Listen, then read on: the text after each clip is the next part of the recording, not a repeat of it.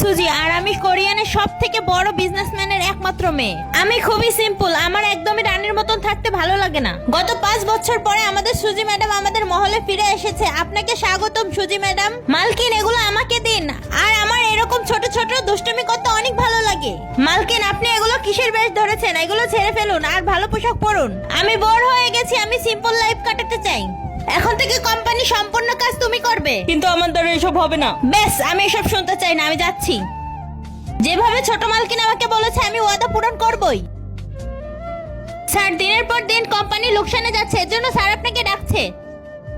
আগে আমাকে বলো এই কোম্পানি কে দেখাশোনা করছে? আর এই প্রজেক্ট যদি হাতছাড়া হয়ে যায় তাহলে এই কোম্পানি ডুবে যাবে। সকলের মন খারাপ ছিল আর তখনই আমি ওইখানে এন্ট্রি নিই। দাঁড়াও, আমি সবার জন্য চা বানিয়ে দিচ্ছি। পড়ে যাও পাগল মেয়ে, আমরা সবাই টেনশনে আছি আর তুমি মুড খারাপ করতে চলে এসেছো। ছোট মালকিন আপনি, যদি আমি চাই তো এক তড়িতে সব ঠিক করে দিতে পারি। ঠিক আছে, তুমি সলভ করতে পারলে আমি এক্ষুনি চাকরি ছেড়ে দিব। এরপরে আমি প্রজেক্টের ব্যাপারে বলি আর সবাই অনেক পছন্দ করে।